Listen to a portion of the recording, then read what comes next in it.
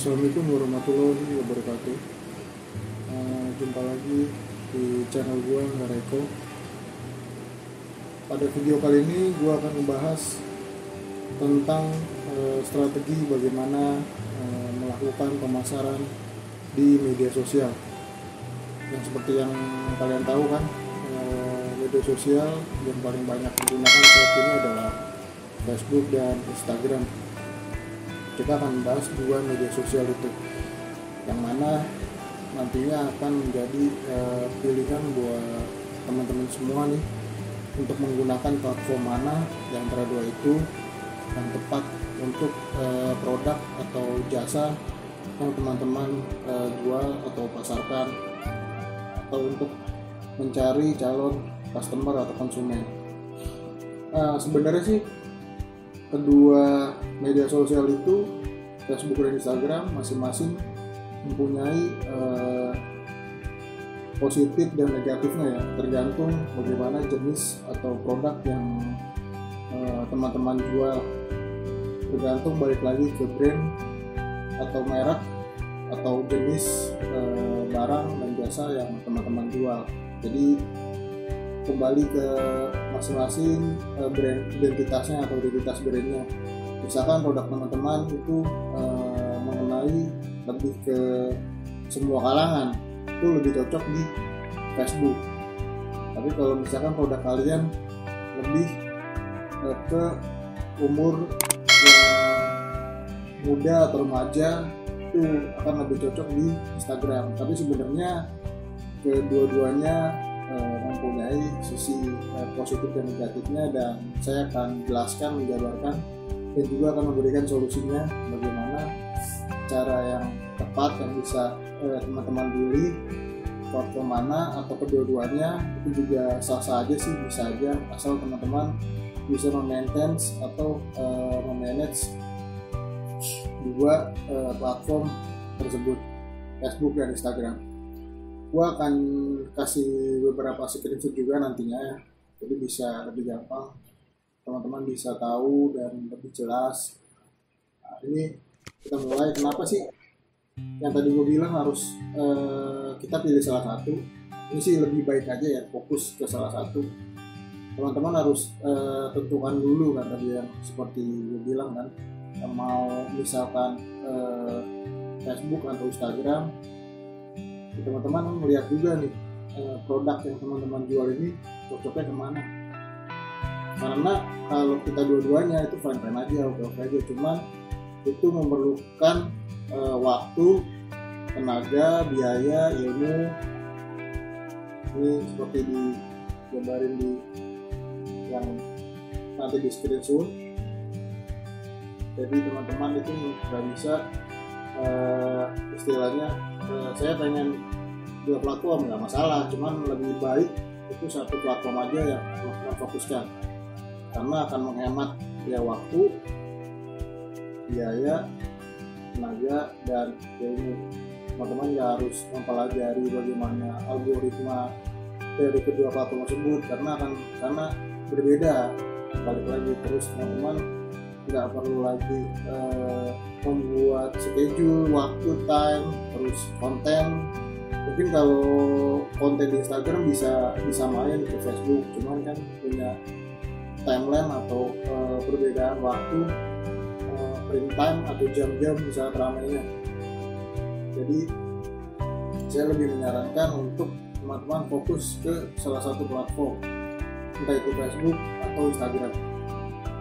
Seperti yang waktu video part awal yang saya bilang, kalau teman-teman belum lihat bisa cek di list video saya, itu di bagian langkah untuk bagaimana cara berjualan online, yang salah satunya harus mempunyai media sosial, entah itu Facebook atau Instagram.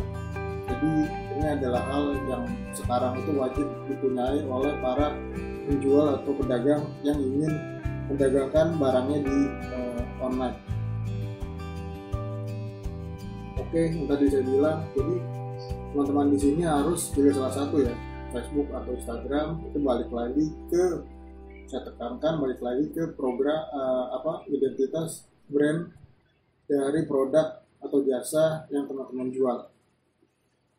Karena nantinya kalau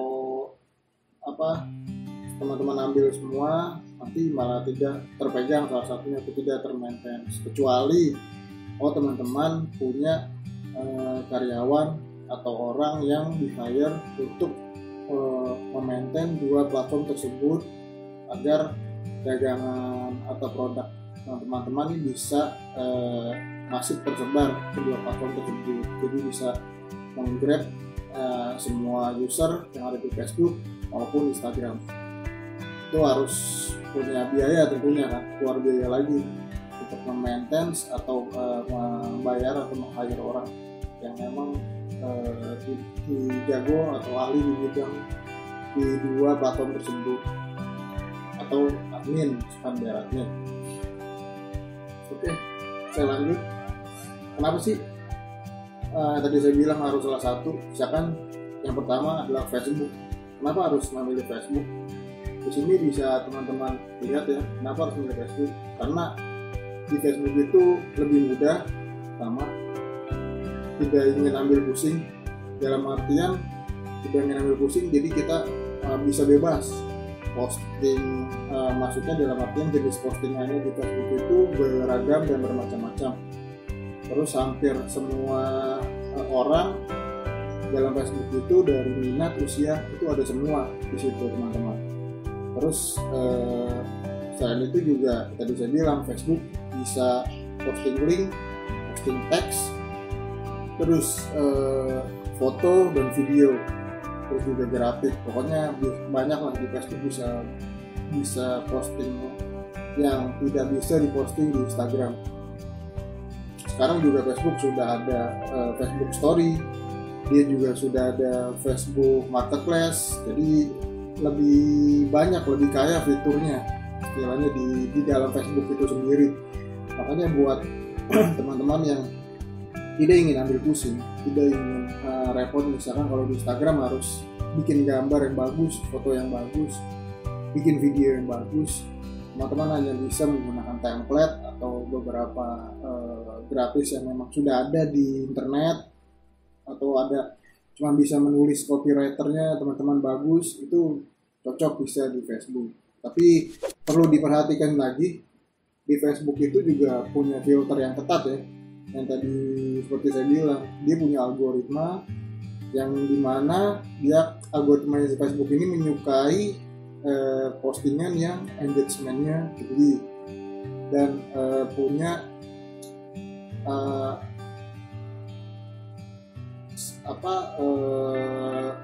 kayak interaksi terus like, komen, share. Salah satunya itu dia akan menyukai engagement yang tinggi lah Facebook itu. Nah, salah satunya bagaimana cara biar postingan kita ada interaksi nih, biar postingan kita di Facebook rame nih.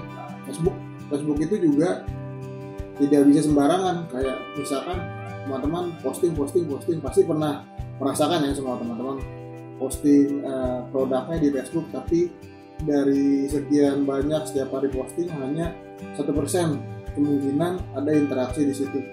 Nah, si Facebook ini juga pintar, dia juga tentunya nyari keuntungan, salah satunya dengan Facebook Ads atau iklan. Jadi buat dapetin sebuah engagement yang tinggi, teman-teman harus pasang atau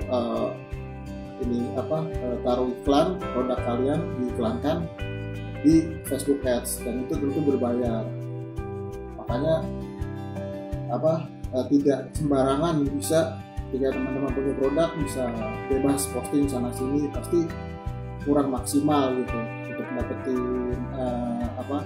pembeli atau konsumen. Terus juga selain itu juga ya, teman-teman juga harus perhatikan desain produk teman-teman sendiri nih yang bakal diposting di Facebook. Tentunya harus menarik, terus fokus pada produknya, tidak banyak macam-macam di dalam foto itu untuk desain. Nanti ini akan dibahas di part selanjutnya ya, mengenai konten. Bagaimana sih membuat konten yang bagus itu seperti apa agar dapat menarik perhatian calon pembeli atau calon konsumen atau audiens di Facebook ini sendiri. Terus selain itu teman-teman juga harus mempunyai fanpage di Facebook, karena yang bisa untuk melakukan fitur iklan atau ads sendiri itu hanyalah di fanpage. Kalau untuk Facebook ads atau Facebook biasa, Facebook ini pertemanan biasa, itu tidak ada fitur untuk advertorialnya atau advertisingnya atau iklannya. Jadi teman-teman tidak bisa mengiklankan produknya kalau menggunakan Facebook pertemanan biasa. Jadi harus dibikin fanpage-nya. Nanti juga saya akan lebih jabarin lagi bagaimana cara membuat fanpage agar fanpage-nya itu dilirik atau istilahnya memenuhi syarat algoritmanya Facebook. Karena kita mesti ngikutin nih, nggak bisa sembarangan, karena masing-masing medsos, Facebook ataupun Instagram itu punya persyaratan dan peraturan untuk memasukkan brand atau produk teman-teman ini ke dalam algoritmanya. Jadi misalkan si Facebook melihat bagus nih dari segi fanpage, terus dari segi produk, interaksi segala macam, produk teman-teman akan terus dijadikan suggestion di Facebook itu ke orang-orang. Jadi kalau masang iklan nantinya dengan harga yang murah nih, itu akan lebih mudah dapetin engagement dan interaksi, terus juga audience akan lebih tinggi, karena karena sudah masuk ke dalam persyaratan apa yang disyaratkan oleh si Facebook itu sendiri. Nah, jadi intinya adalah di Facebook itu teman-teman harus mengandalkan iklan yang bagaimana itu juga tidak bisa dibuat sembarangan. Kontennya terutama harus bagus dan menarik, sesuai dengan brand identity atau identitas dari produk teman-teman yang teman-teman jual produk atau jasa. Oke, selanjutnya adalah Instagram. Berbeda dengan Facebook, Instagram sendiri ini dia menawarkan atau menyajikan foto atau video kan yang diposting. Tentu tidak bisa teks, tapi dalam bentuk foto ataupun video, image lah. Jatuhnya bentuk image, JPEG atau PNG atau video, MP4, pokoknya semacam semacam foto dan video intinya lah. Nah, ini harus, kalau mau teman-teman fokus menjualkan atau memasarkan produknya di Instagram, teman-teman harus bisa membuat foto atau desain produk kalian atau video tentunya yang bagus dan menarik. Terlebih lagi juga sekarang kan ada namanya IG story ya, udah umum. IG story pun juga lebih tinggi interaksinya daripada feed. Dari tahun 2019 data yang saya baca itu orang lebih banyak melihat IG story daripada feed. Jadi teman-teman juga harus bisa memanfaatkan salah satu fitur yang ada di Instagram, yaitu feed. Nah, salah satunya mungkin dengan gambar grafis yang bergerak atau gambar-gambar yang menarik, ada bisa menimbulkan di desain atau di gambar atau fotonya teman-teman yang posting itu menarik minat untuk orang berinteraksi, menarik minat audiens lah, banyak audiens untuk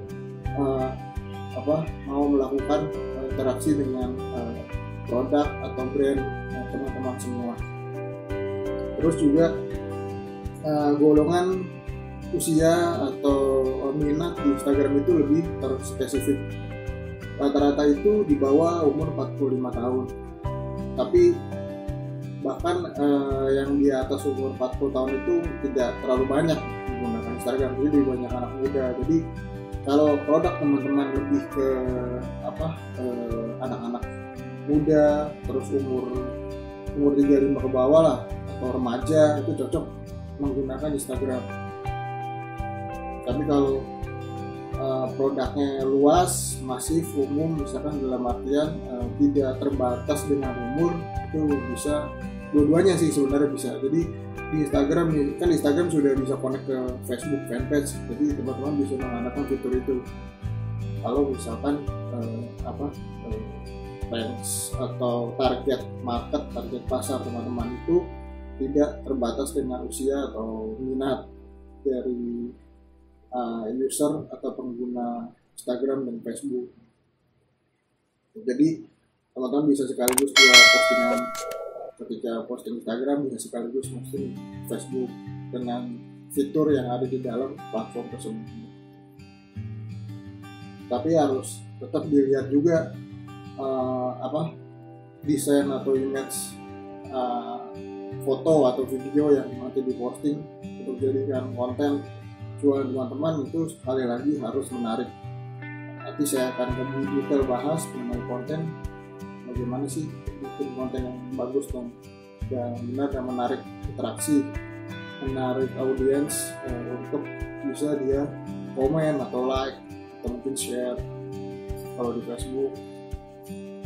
Nah, lalu Instagram juga ada kelemahannya. Kalau tadi kan Facebook kelemahannya adalah kita harus masang iklan, harus bayar dulu baru dan kita bisa naik nih, bisa lebih cepat dan dapat engagement, istilahnya lebih dikenal sama calon customer atau user Facebook ini banyak gitu, bisa tahu. Itu harus iklan dulu. Tapi kalau di Instagram sendiri ini kelemahannya ya teman-teman harus bisa bikin foto atau video produk yang bagus, karena untuk di post, karena di Instagram ini kan lebih ke foto atau video. Terus kalau teman-teman nggak sanggup untuk membuat foto atau video yang bagus, ya lebih baik ke Facebook aja, karena kan tadi saya bilang Facebook semua umur, semua kalangan itu ada di Facebook, jadi bisa memanfaatkan fitur yang ada di Facebook. Tapi kalau buat sekarang sih banyak juga ya yang jualan template untuk desain, untuk foto, contohnya untuk buat di Instagram gitu. Kayaknya ada beberapa sih pernah lihat iklannya, dan itu harganya juga nggak mahal sih. Kalian bisa cek nanti teman-teman mungkin di beranda atau temannya nanti akan ada lewat biasanya, kalau nggak cari di Google biasanya ada beberapa agensi itu yang menawarkan atau menjual template desain untuk teman-teman bisa tinggal bongkar pasang aja gitu. Jadi misalkan teman-teman punya foto, tinggal diedit dikit, dipakai template itu, tinggal diganti beberapa elemennya. Biasanya nanti dapat videonya juga sih sama mereka, ketika mereka jual dalam satu paket loh. Terus kalau teman-teman sudah memilih salah satu platform, yaitu Facebook atau Instagram, teman-teman harus menentukan kepribadian atau balik lagi yang tadi saya bilang, brand identity dari produk teman-teman. Jadi mau seperti apa nih yang akan nanti teman-teman posting kontennya, entah itu serius kah, atau entah itu lebih ke santai, entah itu bahasanya tutur katanya sopan, atau entah itu lebih ke konyol, lucu, kayak mungkin meme kayak begitu. Jadi teman-teman harus menentukan karakter atau kepribadian dari produk atau jasa yang teman-teman jual, biar si konsumen ini tahu. Jadi misalkan teman-teman produknya itu untuk anak muda, jadi lebih ke santai, lebih ke tidak terlalu serius, lebih banyak sisi funnya lah daripada sisi seriusnya. Atau teman-teman misalkan jual produk kesehatan, berarti karakternya itu kan healthy, sehat ya, berarti memberikan suatu contoh yang bagaimana cara sehat, tips-tips, terus juga konten-konten mengenai ya kesehatan lah pokoknya, tentang makanan sehat. Tidak mungkin kan teman-teman jual produk kesehatan tapi yang diposting itu malah justru produk untuk misalkan fashion gitu, misalkan produk untuk makanan, tapi makanan yang tidak sehat, atau dalam artian makanan yang kelihatannya banyak lemak atau minyak, tidak mungkin ke situ kan. Jadi harus sesuai dengan brand identitas atau karakter dari produk dan jasa teman-teman sendiri seperti apa. Karena kalau misalkan kita main posting aja, kita tidak tahu gitu main, yang penting konten ada, kita bikin produknya begini, itu percuma, buang-buang waktu nanti, buang-buang waktu, buang-buang tenaga, dan capek-capekin aja sih sebenarnya. Jadi terus juga si user nih yang lihat juga pasti juga bingung, terus juga pasti males kalau misalkan produknya atau yang di ini nggak nyambung atau kurang bagus, kurang menarik. Jadi kalau bisa emang harus semenarik mungkin teman-teman bikin konten atau produk sesuai dagangan atau produk yang teman-teman jual, merek teman-teman jual seperti apa. Makanya penting banget nih kalau teman-teman yang baru pengen buat usaha, tentuin dulu brand, identitas produk atau merek yang nanti teman-teman jual atau dagang, pengen seperti apa, pengen kayak gimana, atau dari segi bahasa, mungkin dari tulisan, dari tulisan, pokoknya brand identitas banget itu akan saya bahas juga, karena itu panjang banget dan lebih detail lagi seperti apa brand identitas itu, biar nanti ketika teman-teman punya usaha atau yang udah punya usaha bisa kita saling koreksi atau saling, oh ya ini ternyata mungkin selama ini teman-teman tidak tahu gitu, hanya bikin usaha tapi tidak tahu brand identity atau identitas brand teman-teman yang jual seperti apa. Pokoknya intinya adalah dari ini adalah dua hal terpenting yang harus diperhatikan, adalah mana yang mencerminkan bisnis atau dagangan teman-teman, dagangan Anda, mana yang tepat untuk audiens atau calon pembeli atau customer dagangan teman-teman. Dan sudah dari situ intinya. Lebih mudahnya yang disederhanakannya dari identity, kalau ribet disederhanakannya adalah pertama adalah mencerminkan bisnis teman-teman, yang kedua adalah yang tepat untuk audiens teman-teman, mana entah dari umur, ranks, minat, umur, terus juga gender, gitu kan. Dan sudah dari situ. Nah ini juga ada karakter ya, beberapa karakter atau kepribadian brand di media sosial. Ini saya dapat sumbernya, ini saya dapat dari Google, saya cari, nanti saya kasih sumbernya ada di samping video, karena biar bagaimanapun juga saya menghargai hak intelektualitas pembuat atau hak cipta dari orang yang udah ngebikin tabel ini ya, karena ini kan pasti dari beberapa penelitian dan pengamatan dan analisa si pembuatnya. Jadi di sini bisa dilihat kepribadian di sosial media dari karakter, misalkan lucu, menyenangkan, supel, ramah, inspiratif, cerdas, profesional, berwibawa. Jadi balik lagi ke karakter dari produknya teman-teman. Ini lebih ke mana? Misalkan lucu atau menyenangkan, berarti teman-teman bikin konten yang memang fun, lebih ke lucu dan menyenangkan. Misalkan supel atau ramah, berarti teman-teman bahasa dan tutur katanya, kontennya ketika diposting itu harus sesuai, ramah, terus supel, bahasanya tidak terpaksa, tidak pakai bahasa gaul, itu pakai bahasa Indonesia baku. Artinya terus juga dari bahasa, misalkan sederhana, tadi balik lagi kan setelah karakter bahasa, seperti saya bilang sederhana, santai, terus bercanda, mungkin baku tadi kalau misalkan ramah atau supel, atau produknya itu berwibawa, karakternya mungkin bisa menggunakan gaya bahasa yang baku atau formal atau kompleks.